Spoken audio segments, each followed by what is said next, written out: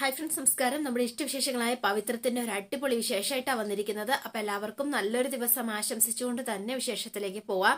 അപ്പൊ തുടങ്ങുമ്പോൾ തന്നെ കാണുന്നത് നമ്മുടെ നന്ദിനി ഇങ്ങനെ ക്രൂശിക്കുകയാണ് കേട്ടോ. ഈ കാര്യത്തിൽ എനിക്ക് ഒരറിവില്ല, ഞാൻ ചെയ്തിട്ട് എന്ത് കാര്യം. അപ്പൊ വേഗം തന്നെ എന്താ പറയാ, നന്ദിനിയും നന്ദിനിയുടെ ഭർത്താവോട് ചേർന്ന് വളരെ മോശമായിട്ടാണ് നമ്മുടെ വേദിയോട് സംസാരിക്കുന്നത് കേട്ടോ. അപ്പൊ വേഗം തന്നെ അദ്ദേഹം ഇങ്ങനെ പറയാണ്, അതെ, ശരിക്കും പറഞ്ഞാൽ ഞാൻ പറയാം, ഈ കുടുംബത്തെ നാണം കെടുത്താൻ, എന്നിട്ട് ഈ കുടുംബത്തിലെ ആണുങ്ങൾക്ക് തല ഉയർത്തി പുറത്ത് നടക്കാൻ പറ്റാതെ ആക്കുക അല്ലേ നന്ദിനി? അതേ വിനയേട്ടാ, വിനയേട്ടനെങ്കിലും കാര്യം മനസ്സിലായല്ലോ എന്നുടനെ നന്ദിനിയും പറഞ്ഞു കേട്ടോ. അപ്പൊ രണ്ടുപേരുടെ മനസ്പൂർവ്വം തന്നെ വേദക്കെട്ട് പണിയാണ്. അമ്മേ, ഇവളും വിക്രവും തമ്മിലുള്ള വിവാഹം നമ്മൾ ആരും അംഗീകരിച്ചിട്ടില്ല എന്നറിയിക്കാനാ അവള് ഈ വീഡിയോ പുറത്തു വിട്ടത്. ഈ വീട്ടിലെ മരുമകളാണെന്നും വിക്രമിന്റെ ഭാര്യയാണെന്നും ഇവക്ക് പ്രചരിപ്പിക്കണം. എന്നിട്ട് ഇവിടെ കയറിക്കൂടി നമ്മുടെ കുടുംബം മുച്ചൂട് നശിപ്പിക്കണം. അതിനു വേണ്ടിയിട്ട് വന്നതാ ഇവള്. എന്നാൽ നീ ഒരു കാര്യം ഓർത്തോ, ഈ കുടുംബത്തിൽ നിനക്കുള്ള ഒരു സ്ഥാനവും ഞാൻ അനുവദിച്ചു തരാൻ പോകുന്നില്ല. അതിന് നിങ്ങൾ എന്തിനാ എനിക്ക് അനുവദിച്ചു തരണം? നിങ്ങൾ ആരാ ഈ വീട്ടില്? എനിക്കുള്ള അവകാശവും സ്ഥാനം മാത്രമേ നിങ്ങൾക്കും ഈ വീട്ടിലുള്ളൂ എന്ന് പറഞ്ഞു. അത് നിങ്ങളായിട്ട് എനിക്ക് തരേണ്ട കാര്യമൊന്നുമില്ല എന്ന് നന്ദിനിയുടെ മുഖത്തടിച്ച പോലെ തന്നെ വേദ അങ്ങ് പറഞ്ഞു കേട്ടോ. അടി കിട്ടിയ പോലെ ആയിപ്പോയി. പിന്നെ ഒരക്ഷരം മിണ്ടിയില്ല നന്ദിനി. ഒന്നും മിണ്ടാതെ കമലയും അകത്തേക്ക് അങ്ങ് കയറിപ്പോയി. അപ്പൊ എല്ലാവരും ഇങ്ങനെ നിപ്പുണ്ട് കേട്ടോ. അപ്പൊ കമലയ്ക്ക് വയറ് നിറഞ്ഞു, ഇങ്ങനെ നോക്കി നിൽക്കുകയാണ് എന്നുള്ള മട്ടില്. ഒരു രക്ഷയില്ല, വേദയ്ക്ക് വലിയ കുലുക്കമൊന്നും സംഭവിച്ചില്ല കേട്ടോ. അപ്പൊ പിന്നെ നമ്മൾ കാണുന്നത് അതേണ്ട വേദയുടെ വീട്ടിലാണ്. അപ്പൊ ശങ്കർ നാരായണനെ കാണാനായിട്ട് അതേണ്ട SIയെ വിളിച്ചു വരുത്തിയിരിക്കുകയാണ്. അപ്പൊ ശ്രീകാന്ത് ഹലോ സർ എന്ന് പറഞ്ഞു വന്നപ്പോഴത്തേനും താൻ ഇരിക്കടോ എന്ന് പറഞ്ഞ സാബു എന്ന് പറയുന്ന ഓഫീസർ അവിടെ ഇരുത്തുകയാണ്. ആ റൗഡി വിക്രമന്റെ പേരില് എന്തൊക്കെ കേസാ ചാർജിലുള്ളത്? സർ, ഇവിടുത്തെ കുട്ടികളുടെ പേരില് ഒരു റിട്ടേൺ കംപ്ലൈന്റ് ഇല്ലാത്തപ്പോ വേറെ കേസൊന്നും ഇല്ലേ? അല്ല, 1-2 തല്ലുപിടി കേസുണ്ട് സർ. അതിലേതെങ്കിലും ഒന്ന് കുത്തിപ്പൊക്കി അവനെ കുറച്ച് നാളെ അകത്തേക്കാക്കടോ എന്ന് പറഞ്ഞു. പറഞ്ഞത് മനസ്സിലായോ? അപ്പൊ വർഷയും അങ്ങോട്ടേക്ക് വന്നു കേട്ടോ. അപ്പൊ വർഷം അതെ, ഏതെങ്കിലും പെൻഡിങ് കേസ് തലേ കെട്ടി വെച്ചാ മതി. അതെ, ഇനി അവൻ ജയിലിൽ നിന്ന് പുറത്തേക്ക് വരരുത് എന്ന് പറഞ്ഞു വർഷ. മിണ്ടാതിരി, അച്ഛൻ സംസാരിക്കല്ലേ വർഷേ എന്ന് പറഞ്ഞു. അപ്പൊ വർഷമൊന്നും മിണ്ടാതെ അവിടെ നിൽക്കുകയാണ്. അപ്പൊ ഇവരെല്ലാം 3 പേരും മുന്നുണ്ട്. എന്താ ഇൻസ്പെക്ടർ ഒരു തടസ്സം പോലെ? അത് പിന്നെ അവൻ ആ ശ്രീകാര്യം ശ്രീനിവാസന്റെ ഒരു പൊളിറ്റീഷ്യന്റെ വലങ്കയാണ് സർ, അതാണ് പ്രശ്നം എന്ന് പറഞ്ഞു. അവനെ എന്തെങ്കിലും കാരണമില്ലാതെ പൊക്കിയാൽ ശ്രീനിവാസൻ നേരിട്ട് തന്നെ സ്റ്റേഷനിലേക്ക് വരും. അത് മാത്രമല്ല സർ, അയാളുടെ ഒപ്പം പാർട്ടിയില് ഇപ്പൊ ഇത്തിരി സ്വാധീനമുള്ള ആളാണ്. അതുകൊണ്ട് തന്നെയാ സർ ബൈ ഇലക്ഷനിലെ കാൻഡിഡേറ്റ് ആണ് എന്നൊക്കെയാ കേൾക്കുന്നത്. രാഷ്ട്രീയക്കാരനായതുകൊണ്ട് കസേര തെറിക്കുമെന്ന് ഒരു പേടിയുണ്ട് അല്ലേ സാബു? അല്ല സർ, അത് പിന്നെ ചുവന്ന വരെ 2-3 സർവീസ് ബുക്കിൽ വീണു. റിട്ടയർമെന്റ് ആവുമ്പോ മനസ്സിലായി, ഒരു സ്ട്രോങ് ആയ കേസ് ഉണ്ടാക്കിയ പ്രശ്നം തീർന്നില്ലേടോ. ഒരു വർഷമെങ്കിലും എന്താ പറയാ അകത്ത് കിടക്കാനുള്ള കേസ് വേണം ഫ്രെയിം ചെയ്യാൻ. എന്റെ കോടതിയിൽ തന്നെ അവനെ തരികയും ചെയ്യണം. ബാക്കി ഞാൻ നോക്കിക്കോളാം എന്ന് പറഞ്ഞു. സർ, അവനെതിരെ ചാർജ് ചെയ്തിരിക്കുന്ന കേസ് പലതും അവൈലബിൾ ആണ്. പുതിയതൊന്ന് ഫ്രെയിം ചെയ്യണം. അല്ല, under Kerala anti social activity prevention act KAAPA ചുമത്തി നമുക്ക് അവനെ അകത്തേക്ക് അയച്ചേക്കാം. എന്തു പറയുന്നു എന്ന് ചോദിച്ചു. അപ്പൊ ഭയങ്കര സന്തോഷത്തിലാ ശ്രീകാന്ത്. രാഷ്ട്രീയക്കാരനല്ലല്ലോ, രാഷ്ട്രീയക്കാരന്റെ ഗുണ്ടയല്ലേടോ. അപ്പൊ നമുക്ക് നോക്കാടോ ശ്രീകാന്തേ, അതങ്ങ് കൊടുത്തേരെ എന്ന് പറഞ്ഞു. അപ്പൊ ശ്രീകാന്ത് ആ പൈസ അങ്ങ് കൊടുക്കുകയാണ് കേട്ടോ SIക്ക്. അപ്പൊ അയാൾ അത് വാങ്ങി എന്നിട്ട് ചായയൊക്കെ കുടിച്ച് ആസ്വദിച്ച് നിൽക്കുകയാണ്. പിന്നെ കാണുന്നത് നമ്മുടെ വിക്രത്തിനെയാണ്. അപ്പൊ വിക്രം വേണ്ട നമ്മുടെ ശ്രീനിവാസ സാറിനെ വിളിക്കണം. ഹലോ വിക്രം, ഞാൻ തന്നെ അങ്ങോട്ട് വിളിക്കാതിരിക്കുമായിരുന്നു. ഞാൻ ജില്ലാ കമ്മിറ്റി ഓഫീസിൽ പോയിക്കൊണ്ടിരിക്കുക. ഇന്ന് ഉച്ചയ്ക്ക് സ്റ്റേറ്റ് സെക്രട്ടറി അരവിന്ദ മാഷു വരുന്നുണ്ട്. ബൈ ഇലക്ഷന് മുമ്പ് എല്ലാ ജില്ലകളിലും പദയാത്ര സംഘടിപ്പിക്കുന്നുണ്ട്. PPPക്ക് അണികൾ കുറവാണെന്ന് നിനക്ക് അറിയാമല്ലോ. നമ്മുടെ ഏരിയ കമ്മിറ്റിയുടെ ജാഥയില് മിനിമം ഒരു 200 ആളെങ്കിലും ഉണ്ടാവണം. അത് നിന്റെ റെസ്പോൺസിബിലിറ്റി ആണ്, മനസ്സിലായോ? അത് ഞാൻ ഏറ്റു സാർ. ഇപ്പൊ വിളിച്ചത് മറ്റൊരു കാര്യം പറയാനാ. എന്നാ പറയാ. ആ വീഡിയോ അപ്ലോഡ് ചെയ്തവനെ കിട്ടി. അവനെ കൊണ്ട് തന്നെ ഞാൻ ഡിലീറ്റ് ചെയ്യിപ്പിച്ചിട്ടുണ്ട് സാർ. പക്ഷേ എന്താടോ, പക്ഷെ അത് ഷെയർ ചെയ്ത് പോവാൻ സാധ്യതയുണ്ട്. ഓക്കെ, നമുക്ക് നോക്കാം. സാരമില്ല. വേറെ ഒരു കാര്യമുണ്ട്. ഇനിയും നീ അവളെ വീട്ടിൽ നിർത്താതിരിക്കുന്നതായിരിക്കും നല്ലത്. എങ്ങനെയെങ്കിലും ഒഴിവാക്കിയാരേ. ഞാൻ ശ്രമിക്കാഞ്ഞിട്ടല്ല സാർ, പക്ഷെ അവൾ വേതാളത്തെ പോലെ കടിച്ചു തൂങ്ങിക്കിടക്കുക. വിക്രം ഒന്ന് ശരിക്കും ശ്രമിച്ച ഏത് വേതാളവും ശരിക്കും ഒഴിഞ്ഞു പോകും. അത് ഞാൻ പറഞ്ഞു തരേണ്ട കാര്യമുണ്ടോ? ഇല്ല സാർ, ഞാൻ തന്നെ ഒഴിവാക്കിക്കോളാം. ശ്രീകാര്യം ശ്രീനിവാസന്റെ ഒത്താശയിൽ പെണ്ണിനെ തട്ടിക്കൊണ്ടു പോയി എന്ന വാർത്ത ഈ ഇലക്ഷന് വരാൻ പാടില്ല. നോക്കേണ്ടത് നിന്റെ ഉത്തരവാദിത്വമാണ്. ശരി സാർ, ഉറപ്പായിട്ടും എന്ന് പറഞ്ഞുകൊണ്ട് വിക്രം ഫോൺ വെച്ചു. അപ്പൊ വിക്രം ആകെ ധർമ്മസങ്കടത്തിൽ എന്താ ചെയ്യണ്ടേന്ന് ഓർത്തിട്ട് കേട്ടോ. പിന്നെ കാണുന്നത് നമ്മുടെ നന്ദിനിനെയാണ്. അപ്പൊ നന്ദിനി ആകെ ഭേദം പറഞ്ഞത് ആകെ ചൊരുക്കുത്തി കയറിയിട്ട് ആള് വേഗം തന്നെ ഇതേ പാക്ക് ചെയ്യാണ്. എല്ലാം സാരിയും എല്ലാം എടുത്ത് ബാഗിലേക്ക് പാക്ക് ചെയ്യാണ്. അപ്പോഴാണ് നമ്മുടെ അങ്ങോട്ടേക്ക് വരുവാണ് കേട്ടോ. എന്താടി നീ കാണുന്നത്? എന്താ ചെയ്യുന്നത്? നിങ്ങൾ കണ്ടൂടെ? ഞാൻ വീട്ടിലേക്ക് പോവാ. എന്തിനാ നന്ദിനി? എനിക്ക് അവൾ ഇവിടെ ഉള്ളപ്പോ വീട്ടിൽ നിൽക്കാൻ പറ്റില്ല, അത്ര തന്നെ. ഇപ്പൊ അവക്കൂടി അവകാശം ഉണ്ടെന്ന് മാത്രമേ പറഞ്ഞു. നാളെ അവക്ക് മാത്രമേ അവകാശമുള്ളൂ എന്ന് പറയും. അതിനു മുന്നേ പോകുന്നതല്ലേ നല്ലത്. ഞാൻ പറയുന്നത് കേക്കടി എന്ന് പറഞ്ഞുകൊണ്ട് ഇതെന്റെ ഭർത്താവ് കോന്തൻ പുറകെ പോവാണ് നന്ദിനിയുടെ. അപ്പൊ നമ്മുടെ കമലയും വേദയൊക്കെ ഉണ്ട്. അമ്മേ, നന്ദിനി പോവാണെന്ന്. എങ്ങോട്ട്? എന്നെ ഇങ്ങോട്ട് നടതള്ളിയതല്ലോ. എനിക്കൊരു വീടുണ്ട്. എന്താ നന്ദിനി നീ കാണിക്കുന്നത്? എടുത്തു ചാടി ഇതൊന്നും ചെയ്യല്ലേ അമ്മേ. ആത്മാഭിമാനം എന്ന് പറയുന്ന എല്ലാവർക്കും ഉള്ള ജീവൻ പോകുന്നത് വരെ നാണം കെട്ട് കഴിയാൻ എനിക്ക് കഴിയില്ല. എനിക്കല്ല ഈ വീട്ടിൽ സ്ഥാനമെന്ന് ഇപ്പൊ എനിക്ക് മനസ്സിലായി. പറയുന്നത് കേക്ക് നന്ദിനി എന്ന് പറഞ്ഞു ശ്രീജ. എന്നാണെങ്കിലും നമുക്ക് പറഞ്ഞ് മനസ്സിലാക്കാം. ആരോട് സംസാരിക്കാൻ? ഇവളോടോ എന്ന് ചോദിച്ചു. നന്ദിനിയും ശ്രീജയും ഈ വീട്ടിലെ മരുമക്കളാണ്. നിങ്ങളുടെ അവകാശം ആരും കൊണ്ടുപോവില്ല. അങ്ങനെയാ വിചാരിച്ചത്. പക്ഷെ അത് മാറി. ഒരാളെ പോലും എനിക്ക് വേണ്ടി ഇവളോട് സംസാരിച്ചില്ലല്ലോ. എന്റെ കർമ്മം എന്ന് പറഞ്ഞുകൊണ്ട് നന്ദിനി വേഗം തന്നെ ഇറങ്ങി പോവാണ് കേട്ടോ. അപ്പൊ അവിടെ ഈ നിസ്സാര കാര്യത്തിന് നീ ഇങ്ങനെ ഇറങ്ങി പോവരുത് കേട്ടോ എന്ന് പറഞ്ഞു. അപ്പോഴാണ് നമ്മുടെ നായകൻ വിക്രം അങ്ങോട്ടേക്ക് വരുന്നത്. ഇത് കണ്ടുകൊണ്ടാണ് ആളുടെ വരവ്. അപ്പൊ നന്ദിനി ബാഗൊക്കെ ആയിട്ട് ഇറങ്ങി പുറത്ത് നിൽക്കുകയാണ്. അപ്പൊ വേഗം തന്നെ വിക്രം വന്നു. എന്താ ഏട്ടത്തി എങ്ങോട്ടാ ഈ ബാഗൊക്കെ ആയിട്ട് എന്ന് ചോദിച്ചു. ഈ കുടുംബത്തിലെ എല്ലാ അവകാശങ്ങളും ഉള്ള ഒരാളെ താലി വെട്ടിക്കൊണ്ട് വന്നിട്ടില്ലേ? അതുകൊണ്ട് ഒരു കാര്യം നീ മനസ്സിലാക്കിക്കോ എന്ന് പറഞ്ഞു. അവൾ ഇവിടെ ഉള്ളിടപ്പം എനിക്കിവിടെ കഴിയാൻ വയ്യ. അതുകൊണ്ട് തന്നെയാ ഞാൻ പോണത് എന്ന് പറഞ്ഞു. അച്ഛൻ പറമ്പിന്ന് വരുമ്പോ ഇതൊക്കെ അറിഞ്ഞാൽ വിഷമിക്കും. നീ അകത്തേക്ക് പോ. ആരെങ്കിലും ഒരാൾ മതി ഈ വീട്ടില്. മോളെ, നീ വെറുതെ വാശി കളിക്കല്ലേ. കൊള്ളാമേ, എന്റെ വാശി മാത്രമേ അമ്മ കാണുന്നുള്ളൂ അല്ലേ? അവള് കാണിച്ചതൊന്നും അമ്മയ്ക്കൊരു പ്രശ്നമേ അല്ല അല്ലേ എന്ന് ചോദിച്ചു. രണ്ടിലീ ഒരാൾ വീട്ടിൽ മതിയെന്നല്ലേ പറഞ്ഞത്? അതെന്തായാലും നന്ദിനിയടുത്ത് തന്നെയാ. ഇന്നത്തോടെ അവൾ ഈ വീട്ടിൽ കാണില്ല എന്ന് പറഞ്ഞ വിക്രം അകത്തേക്ക്. നന്ദിനിക്ക് ഭയങ്കര സന്തോഷമായി. ആഹാ, കൊള്ളാം എന്നുള്ള മട്ടിൽ ഇങ്ങനെ നിൽക്കുകയാണ് ആശൻ. അപ്പൊ വേഗം തന്നെ വേദത്തെ പുറത്തേക്ക് ഇറങ്ങി വന്നു. പുറത്തേക്ക് ഇറങ്ങിയപ്പോ ഞാൻ എന്താണെങ്കിലും തൽക്കാലം ഈ വീട്ടിൽ നിന്ന് പോവാൻ തീരുമാനിച്ചിട്ടില്ല. നീ തീരുമാനിക്കണ്ട, എനിക്ക് പുറത്താക്കാലോ. വിക്രം, നീ കെട്ടിയ താലിയായി ഇവിടെ കഴുത്തി കിടക്കുന്നത്. അമ്മയും ഇവളെ പോലെ ഭ്രാന്ത് പറയാൻ തുടങ്ങിയോ എന്ന് ചോദിച്ചു. അപ്പൊ ഈ സമയത്താണ് വിക്രം വേദയുടെ കയ്യെ പിടിച്ച് പുറത്തേക്ക് ഇറങ്ങി വരുന്നത്. അപ്പൊ ഈ സമയത്താണ് പോലീസുകാര് നേരെ വീട്ടിലേക്ക് കയറി വരുന്നത്. നമ്മുടെ സാബു സാറും ഗാങ്ങുകളും മാഷും എന്താ പറയാ പറമ്പിൽ നിന്ന് അങ്ങോട്ടേക്ക് വന്നു കേട്ടോ ഈ സമയത്ത്. അപ്പൊ അകത്തേക്ക് വന്നപ്പോഴത്തേനും വന്ന് ജീപ്പിൽ കയറ എന്ന് പറഞ്ഞു വേഗം തന്നെ. അപ്പൊ ഒന്നും മിണ്ടിയില്ല. വിക്രത്തിനെതിരെ ഞാനൊരു പരാതിയില്ലെന്ന് നിങ്ങളോട് ഞാൻ പറഞ്ഞതാ.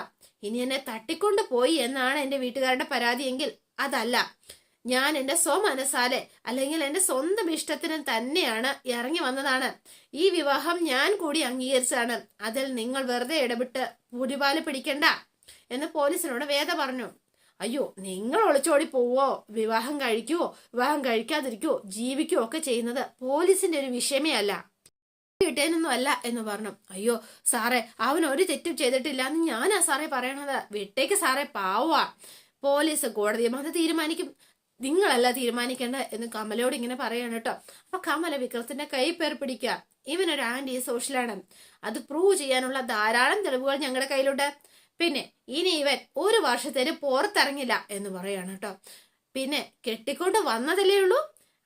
കാപ്പ ചുമത്തി കോടതിയിലേക്ക് കൊണ്ടുപോയാൽ ഒരു വർഷം അകത്തേക്ക് തന്നെ കഴിയേണ്ടി വരും. അപ്പോഴേക്കും കമല ആകെ പേടിച്ചു പോയിട്ടോ. ശരിക്കും പറഞ്ഞ പാവം. അയ്യോ മോനെ എന്ന് പറഞ്ഞ എന്റെ സാറേ, അവനൊന്നും പറയല്ലേ. ഇനി അവൻ അങ്ങനൊന്നും കാര്യത്തിലൊന്നും ഇവൻ പോവില്ല. ഞാൻ നോക്കിക്കോളാം സാറേ. ദയവ് ചെയ്ത് ഇവനെ വെറുതെ വിടണം. ബെസ്റ്റ്. ഇത്രയും കാലം നന്നാക്കാൻ പറ്റാത്ത ഇവനെയാണോ ഇനി പിടിച്ചു കയറ്റ എന്ന് പറഞ്ഞു. അല്ല സാറേ, ഒരു കാര്യം ചോദിച്ചോട്ടെ. ഞാനേ ഒരു കാര്യം സാറിനോട് ചോദിക്കുന്നതുകൊണ്ട് വിരോധമൊന്നും തോന്നരുത്. എന്ന് പറഞ്ഞിട്ട് വേദ ചോദിക്കാണ്. ഒരാളെ ചുമ്മാ അറസ്റ്റ് ചെയ്തുകൊണ്ട് പോകാൻ സാധിക്കില്ലല്ലോ, ആരാണ് വിക്രമിനെതിരെ പരാതി തന്നത് എന്ന് വേദ ഇങ്ങനെ ചോദിക്കുകയാണ്. അതറിയാനായിട്ട് എനിക്ക് അവകാശമുണ്ട് സാർ എന്ന് പറഞ്ഞു. അപ്പൊ വേഗം തന്നെ വിക്രം തന്നെ പറഞ്ഞു, പേര് ജസ്റ്റിസ് പണിക്കത്ത് ശങ്കരനാരായണൻ, നിന്റെ അച്ഛൻ എന്ന് പറഞ്ഞു. അപ്പൊ കാര്യം ഒന്നും വേണ്ടിയില്ല. സാബു സാർ ഇങ്ങനെ നിൽക്കണം. അല്ലേടോ സാബു സാറേ എന്ന് ചോദിച്ചു. അപ്പൊ സാബു സാറും അക്ഷരം പ്രതി ഇങ്ങനെ വിഴുങ്ങിയ പോലെ നിൽക്കുക. നീ എന്ന ലൈഫിൽ വന്ന് കയറിയോ അന്ന് മുതൽ കഷ്ടകാലം തുടങ്ങി, ഞാൻ വരാം സാർ എന്ന് പറഞ്ഞുകൊണ്ട് ഇവൻ വേഗം തന്നെ ജീപ്പി കയറി അങ്ങ് പോവാണ്. ഇത് കണ്ടിട്ട് കമല അയ്യോ എന്ന് പറഞ്ഞപ്പോഴത്തേനും വേണ്ട എന്ന് മാഷി ഇങ്ങനെ തല കൊണ്ട് കാണിച്ചു കിട്ടും. അപ്പൊ ഇത് കണ്ടിട്ട് നമ്മുടെ കമല അമ്മയ്ക്ക് സഹിക്കാൻ പറ്റിയില്ല കേട്ടോ. ഭയങ്കര സങ്കടത്തിൽ ആള് കരയാണ്. അമ്മേ ഇങ്ങനെ കരയല്ലേ, വല്ല അസുഖം വരും എന്ന് പറഞ്ഞ ശ്രീജ. ഇതൊക്കെ കാണുന്നതിലും അനുഭവിക്കുന്നതിലും ഭേദം എന്തെങ്കിലും അസുഖം വന്ന് ഇല്ലാണ്ടായി പോന്ന ശ്രീജയെ. ധൈര്യമായിട്ടിരി അമ്മേ, നമുക്ക് ആലോചിച്ച് തീരുമാനിക്കാം. അപ്പം പെട്ടെന്ന് തന്നെ ഇവരെല്ലാവരും ഇടപെടുകയാണ്. പോലീസ് വീട്ടിൽ വന്ന് അറസ്റ്റ് ചെയ്ത സ്ഥിതിക്ക് കേസ് ഇനിയിപ്പോ ചെറുതൊന്നും അല്ലെന്നുള്ള കാര്യം ഉറപ്പാണ്. അപ്പൊ അച്ഛാ നമുക്കേ ഒരു വക്കീലെ കണ്ടാലോ, വക്കീലിനുള്ള ഫീസ് നീ ആയിട്ട് കൊടുക്കുവോ, സമ്പാദിച്ചു വെച്ചിട്ടുണ്ടോടാ വിശ്വ, നിന്റെ കയ്യിലുണ്ടോടാ വിനയ എന്ന് ചോദിച്ചു. അപ്പൊ രണ്ടുപേരും വിഴുങ്ങി നിൽക്കുകയാണ്. ഒരു മാസം കൂട്ടി മുട്ടിക്കാൻ ഞാനിക്കറിയാൻ പാടാ. അപ്പോഴാ വക്കീല് ഫീസ് നാടിന്റെ മോചനത്തിന് വേണ്ടിയിട്ട് അറസ്റ്റ് ചെയ്തൊന്നും അല്ലല്ലോ, ആണോ? കൂലിത്തലും കുട്ടാപ്പണിയും കൊണ്ട് നടന്ന ഒരുത്തരാണെങ്കിലും ജയിലിൽ പോലീസ് പിടിക്കും. അവന് നമ്മുടെ മകനല്ലേ മാഷെ, അവനെ ഉപേക്ഷിക്കാൻ പറ്റുമോ? വേണ്ട, എന്നാ പിന്നെ വീട് പണയം വെച്ച് കേസ് നടത്താം, എന്താ മതിയോ എന്ന് ചോദിച്ചോ. ഇങ്ങനൊരു അവസ്ഥ വരുമെന്ന് നേരത്തെ മനസ്സിലാക്കിയോണ്ടാ ആ കുട്ടിയോട് വീട്ടിലേക്ക് പോവാൻ ഞാൻ പറഞ്ഞത്. അപ്പൊ നീയൊക്കെ കൂടിയല്ലേ വിളിച്ച് അകത്ത് കയറ്റി വെച്ചത്, അനുഭവിക്ക. അവന്റെ തെറ്റിന് എന്തിനാ ആ കുട്ടിയെ വഴക്ക് പറയുന്നത്? ആ അത് നീ പറഞ്ഞത് വളരെ ശരിയാണ് എന്ന് പറഞ്ഞു. തെറ്റ് ചെയ്തത് അവരാണല്ലോ, അപ്പൊ അവൻ തന്നെ അനുഭവിക്കട്ടെ. കുറച്ചു കാലം അകത്ത് കിടക്കുമ്പോ എന്താണെങ്കിലും അവന് നന്നായിക്കോളും എന്ന് പറഞ്ഞു. അച്ഛാ വിക്രം വഴിയുണ്ടാക്കി എന്ന് പറഞ്ഞോണ്ട് നാട്ടുകാർ പറയുമ്പോഴും ഇന്നേ വരെ പോലീസ് അന്വേഷിച്ച് ഇവിടെ വന്നിട്ടുണ്ടോ? ഇല്ലല്ലോ അച്ഛാ. അപ്പൊ അടിസ്ഥാന കാരണം എന്താണെന്നാ നമ്മൾ അന്വേഷിക്കേണ്ടത്. ഞാൻ പറയുമ്പോ ആരും കേൾക്കത്തില്ലല്ലോ എന്ന് ഉടനെ നന്ദിനി എരുതിയിലെ എണ്ണ ഒഴിക്കാട്ടോ. ഒന്ന് മിണ്ടാതിരി നന്ദിനി, നിനക്ക് വായി തോന്നിയത് വിളിച്ചു പറയരുത് എന്ന് പറഞ്ഞു ശ്രീജ. ഇവള് പറഞ്ഞതില് ഇപ്പൊ എന്താ ഇത്ര തെറ്റ് എന്നായിരുന്നു അച്ഛന്റെ മനോഭാവം. അപ്പൊ വേഗം തന്നെ വേദ ഇങ്ങനെ ഇതെല്ലാം കേട്ട് അപ്പുറത്തേക്കോ. ഇതിവിടെ അവസാനിക്കുമെന്ന് തോന്നുന്നുണ്ടോ? ഇല്ല. ആരോടാണ് യുദ്ധം ചെയ്യാൻ പോകുന്നതെന്നെങ്കിലും ഓർക്കണം. ജസ്റ്റിസ് ശങ്കർ നാരായണനെ പോലെ ഒരാളെ എതിർത്തിട്ട് സമാധാനമായിട്ട് ജീവിക്കാൻ പറ്റുമെന്ന് തോന്നുന്നുണ്ടോ നിങ്ങൾക്ക്? പറയേ എന്റെ മാഷേ, ഇപ്പൊ പ്രധാനം അവനെ പുറത്തിറക്കുക എന്നുള്ളതാണ്. പോലീസ് പറഞ്ഞതുപോലെ 1 വർഷം കൂടി അവൻ ജയിലിൽ കിടക്കേണ്ടി വന്ന നിങ്ങൾക്കറിയാലോ. അവൻ ഇങ്ങനെ ആയത് തന്നെ അവന്റെ കയ്യിലിരിപ്പോയിട്ട് അല്ലാതെ നമ്മുടെ കുഴപ്പം കൊണ്ടൊന്നും അല്ല എന്ന് വേഗം മാഷങ്ങ് പറഞ്ഞു കേട്ടോ. പക്ഷെ അപ്പൊ നന്ദിനി വിക്രം ജയിലിൽ നിന്ന് പുറത്തിറങ്ങണമെങ്കിൽ ആദ്യം ഇവളെ ഈ വീട്ടിൽ നിന്ന് പുറത്താക്കണം, അതാണ് ചെയ്യേണ്ടത് എന്ന് പറഞ്ഞു നന്ദിനി. അപ്പൊ നന്ദിനിക്ക് ഒരു സമാധാനമില്ല അവൾ അവിടെ നിന്നിട്ട് കേട്ടോ. അപ്പൊ എല്ലാവരും ഇങ്ങനെ നിൽക്കുകയാണ്. ശ്രീജയ്ക്കാണെങ്കിൽ ദേഷ്യവും വരുന്നുണ്ട്. പക്ഷെ ശ്രീജ മിണ്ടാതെ നിൽക്കുകയാണ്. അബദ്ധത്തിൽ താലി കെട്ടിപ്പോയി എന്ന കുറ്റത്തിന് അവൻ ജീവിതകാലം മുഴുവൻ ടോർച്ചർ ചെയ്യിക്കാൻ വേണ്ടിയാ ഇവള് കയറി വന്നിരിക്കുന്നത്. അതുകൊണ്ട് അച്ഛാ ഞാൻ ഈ പറയണത് അല്ലാതെ വിക്രത്തിന്റെ ഭാര്യയായി ജീവിക്കാനുള്ള കൊതി കൊണ്ടൊന്നും അല്ല, പകയാവളുടെ ഉള്ളില് സ്നേഹമൊന്നും അല്ല. നിർത്ത് എന്ന് പറഞ്ഞു വേദ. എന്നിട്ട് ഞാൻ കാരണം ഇവിടെ ആരും ജയിലിൽ പോവില്ല. എന്റെ അച്ഛനോ വീട്ടുകാരോ കാരണമാണ് വിക്രത്തെ പോലീസ് അറസ്റ്റ് ചെയ്തത് എങ്കിൽ എങ്ങനെ വിടുവിക്കണമെന്നും എനിക്കറിയാം എന്ന് പറഞ്ഞു വേദ. അപ്പം മാഷിങ്ങനെ നിൽക്കുകയാണ്. അപ്പൊ കമല വേഗം ചെന്നിട്ട്, മോളെ ഇനി അവനെ ഓർത്ത് കരയാൻ എനിക്ക് വയ്യ, അതുകൊണ്ടാ നീ പറഞ്ഞത് സത്യമാണെങ്കിൽ എങ്ങനെയെങ്കിലും അവനെ ഒന്ന് പുറത്തിറക്കണം. ഞാൻ നിന്റെ കാല് പിടിച്ച് പറയുകയാണെന്ന് കരുതിയാൽ മതി. അമ്മയുടെ മകനെ ഞാൻ പുറത്തു കൊണ്ടുവരും, ഇത് ഞാൻ തരുന്ന വാക്കാണമ്മേ, ഒരു ധൈര്യക്കുറവും വേണ്ട എന്ന് പറഞ്ഞു. അപ്പൊ നന്ദിനി ഇങ്ങനെ നിൽക്കുകയാണ്. ശ്രീജയ്ക്ക് സന്തോഷമായിട്ടോ വേദ പറയുന്നത് കേട്ടിട്ട്. ദേ വിക്രമിനോടൊപ്പമേ ഇനി ഞാൻ ഇവിടേക്ക് തിരിച്ചു വരുള്ളൂ, ഇത് ഉറപ്പ് എന്ന് പറഞ്ഞു. എന്നിട്ട് വേദ അമ്മയുടെ അനുഗ്രഹം മാത്രം എനിക്കുണ്ടായാൽ മതി എന്ന് പറഞ്ഞുകൊണ്ട് വേദ അവിടെ ആ പടി ഇറങ്ങുകയാണ് കേട്ടോ. ശരിക്കും നിന്നെ പോലൊരു മോളെ ഈ വീട് അർഹിക്കുന്നില്ല മോളെ എന്ന് പറഞ്ഞുകൊണ്ടാണ് അമ്മ കരയുന്നത്. പക്ഷെ വേദയെ ഭയങ്കര ഇഷ്ടമാണ് കേട്ടോ ശരിക്കും കമലയ്ക്ക്. അപ്പൊ അങ്ങനെ നിൽക്കുകയാണ് കേട്ടോ. എന്നിട്ട് വേദ ദേണ്ട റെഡിയായി വിക്രമിന് വേണ്ടിയിട്ട് പുറത്തേക്ക് ഇറങ്ങുകയാണ്. പടയ്ക്ക് നേരെ ചെല്ലുന്നത് നമ്മുടെ നമ്മുടെ ശ്രീനിവാസ സാറിനെയാണ് പിന്നെ കാണുന്നത് കേട്ടോ. അപ്പൊ വേദ നേരെ പുറത്തേക്ക് ഇറങ്ങി പോവുകയും ചെയ്തു. സാറ് നമ്മുടെ വക്കീലിനെ വിളിച്ച് കാര്യങ്ങളൊക്കെ അന്വേഷിക്കുകയാണ്. എന്തായി, നമ്മുടെ പയ്യനെ വക്കീലെ പുറത്തിറക്കാനുള്ള കാര്യങ്ങളൊക്കെ ചെയ്തോ എന്ന് ചോദിച്ചപ്പോഴത്തേനും, അയ്യോ സാർ, അതിപ്പോ ഇത്തിരി പ്രശ്നത്തിലാണ്, ജാമ്യം കിട്ടാത്ത വകുപ്പാണ് കാപ്പ ചുമത്തി അകത്തിട്ടിരിക്കുന്നത്. അതെന്ത് വകുപ്പില എന്നിങ്ങനെ ശ്രീനിവാസൻ ചോദിക്കുകയാണ് കേട്ടോ അതിശയത്തോടെ.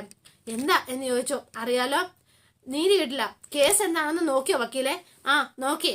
അതെ, നേരത്തെ നേരാൾ KEPയുടെ നേതാവ് മുരളിയില്ലേ, അയാളെ കൊല്ലാൻ ശ്രമിച്ചു എന്നാ കേസ്.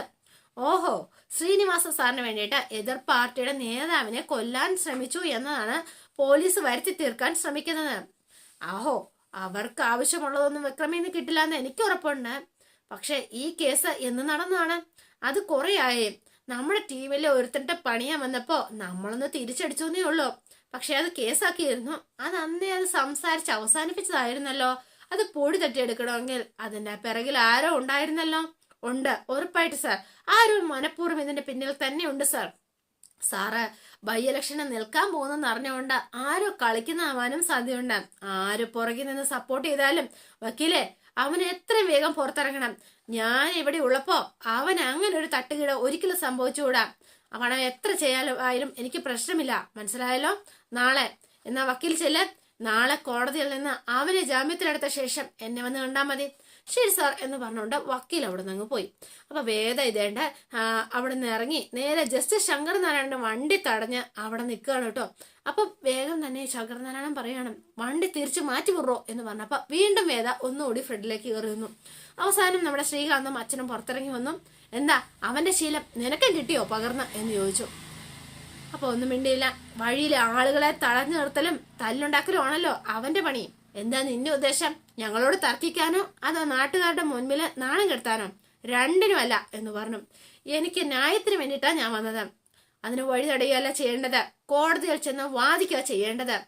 കോടതിയിൽ പോവേണ്ട എന്ത് കുറ്റമാണ് വിക്രം ചെയ്തത് എന്നറിയാൻ വേണ്ടിയാ ഞാൻ വന്നത്. തിരിച്ചു ഞാൻ വീട്ടിലേക്കില്ല എന്ന് പറഞ്ഞതിന്റെ പക തീർക്കലല്ലേ ഇത്? എന്നെ വീട്ടിലേക്ക് മടക്കിക്കൊണ്ടു പോവാൻ വേണ്ടിയല്ലേ ഇങ്ങനെയൊക്കെ ചെയ്തത്? അതെ, അതിനിപ്പോ എന്ത് വേണം നിനക്ക്? തെറ്റല്ലേ ശ്രീയേട്ട ചെയ്തത്? പറ, എന്താടി ഇത്ര തെറ്റ്? ആര് ചെയ്തതാ തെറ്റ്? പറ. ഏതോ ഒരു തെമ്മാടി ബലമായി കെട്ടിയ താലിയും പേറി വളർത്തി വലുതാക്കി അച്ഛനെയും അമ്മയും ഒക്കെ ഉപേക്ഷിച്ചു പോയില്ലേ, അതാ നീ ചെയ്ത തെറ്റ് എന്ന് പറഞ്ഞു.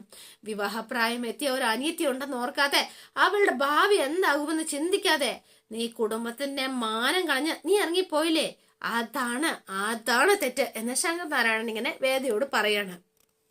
വഴിയില്ലാതെ പോയി, അതുകൊണ്ട് തന്നെയാ ഞാനിത് ചെയ്തത്. ഓഹോ, അപ്പോ ഇതും അച്ഛൻ തന്നെ ചെയ്യിച്ചതാണെന്ന് അച്ഛൻ സമ്മതിച്ചു അല്ലേ? അപ്പൊ ഇങ്ങനെ നോക്കുകയാണ് കേട്ടോ ശങ്കരനാരായണന്റെ മുഖത്തേക്ക്. അതെ, കോളേജിൽ പഠിക്കുമ്പോ ഏറ്റവും ഇഷ്ടപ്പെട്ടിട്ട വ്യക്തിത്വത്തെ കുറിച്ച് എഴുതാൻ ഒരു ചോദ്യം ഉണ്ടായിരുന്നു. എല്ലാവരും വലിയ വലിയ മഹാന്മാരെ കുറിച്ച് എഴുതിയപ്പോ ഞാൻ എഴുതിയത് എന്റെ അച്ഛനെ കുറിച്ചായിരുന്നു. എന്റെ അച്ഛൻ മാത്രമായിരുന്നു എന്റെ മനസ്സിൽ നേർച്ചുണ്ടായിരുന്നത്. അച്ഛനെ പോലെ ഒരു നീതിയുള്ള ആളായിരിക്കണം, അച്ഛനെ പോലെ സത്യമുള്ള ഒരാളായിരിക്കണം, അച്ഛനെ പോലെ നിസ്വാർത്ഥനായിട്ടൊരാളായിരിക്കണം. അങ്ങനെ എത്ര എന്നെ സംബന്ധിച്ചിടത്തോളം അച്ഛനെ പോലെ എല്ലാം തികഞ്ഞ ഒരാള് വേറെ ഒരിക്കലും എന്റെ ജീവിതത്തിൽ ഞാൻ കണ്ടിട്ടില്ലായിരുന്നു. സത്യം, ലവ്, എമ്പതി, കെയർ, മാസീവ്, പിന്നെ അങ്ങനെ എല്ലാ നല്ല ഇമോഷൻസിനും എനിക്കെന്റെ മോഡൽ എന്ന് പറയുന്നത് അച്ഛൻ മാത്രമായിരുന്നു. കെയറിങ് ഒക്കെ എനിക്കറിയില്ല, പക്ഷെ ഞാൻ വിചാരിക്കുന്നതല്ല സത്യമെന്ന് അച്ഛൻ തന്നെ എനിക്ക് തെളിയിച്ച് തന്നിരിക്കുക എന്ന് പറഞ്ഞു. അപ്പൊ ശങ്കരൻ ആദ്യം ഒരു ഷോക്കായി പോയി കേട്ടോ. സ്വന്തം കാര്യം വരുമ്പോ ഏതെല്ലാം വിലപ്പെട്ട ജീവന് പോലും അച്ഛൻ വില കൽപ്പിക്കില്ല എന്ന് എനിക്ക് ഇപ്പം മനസ്സിലായി. എനിക്ക് ഈശ്വരനായിട്ട് തന്നെ അത് കാണിച്ചു തന്നോ. അച്ഛൻ പറഞ്ഞില്ലേ ഞാൻ തെമ്മാടി കെട്ടിയ താലിന്ന്? അതെ, ആ തെമ്മാടി ആയിരിക്കും ഒരു താലി കെട്ടിയത്. പക്ഷെ നിശ്ചയിച്ചത് അച്ഛനോ ഞാനോ അല്ല, ഈശ്വരനാണ് നിശ്ചയിച്ചത്. അതിന്റെ പേരിൽ അയാളുടെ ജീവൻ അപകടത്തിലാവുമെന്ന് വന്നാൽ, ജീവിതം അഴിക്കുള്ളിലാവുമെന്ന് വന്നാൽ അതേ ഈശ്വരൻ തന്നെ എനിക്കതിനുള്ള വഴി കാണിച്ചു തരും അച്ഛാ. എന്നാ നീ ചെന്ന ഈശ്വരനോട് യാചിക്ക, അവനെ പുറത്തിറക്കി തരണമെന്ന് നീ അപേക്ഷിക്കടി, വടാ എന്ന് പറഞ്ഞ നിക്കച്ച ഒരു മിനിറ്റ്. അപ്പൊ ഒരു മിനിറ്റ് എന്ന് പറഞ്ഞ അവിടെ നിർത്തി. എന്നിട്ട് ഇവളോട് വീണ്ടും സംസാരിക്കുകയാണ് കേട്ടോ ശ്രീകാന്തൻ. വിക്രമെ ഇനിയുള്ള കാലത്തെ ജീവിതം ജയിൽ മുറിക്കുള്ളിലാകരുതെന്നാണ് നിന്റെ ആഗ്രഹമെങ്കിൽ, അവന്റെ ജീവൻ സുരക്ഷിതമാവണമെന്നാണ് നീ ആഗ്രഹിക്കുന്നതെങ്കിൽ അവനെ വെറുതെ വിട്ടയക്കാൻ ഞങ്ങൾ തയ്യാറാണ് എന്ന് പറഞ്ഞു. അപ്പൊ വേഗം പക്ഷെ ഒരു കണ്ടീഷൻ ഉണ്ട് എന്ന് പറഞ്ഞു. ഈ നിമിഷം നീ ഞങ്ങളുടെ കൂടെ വീട്ടിലേക്ക് മടങ്ങി വരണം എന്നായിരുന്നു ശ്രീകാന്തിന്റെ കണ്ടീഷൻ. ഒന്നും മിണ്ടിയില്ല. വേദ സ്റ്റക്കായിട്ട് തന്നെ നിന്നു. ആ പോരുതാൻ തന്നെ അങ്ങ് തീരുമാനിച്ചു കേട്ടോ. അപ്പൊ അതോടെയാണ് ഇന്നത്തെ വിശേഷം അവസാനിക്കുന്നത്. ഇനി നാളത്തെ വിശേഷം ഇതിലും ഗംഭീരാണ്.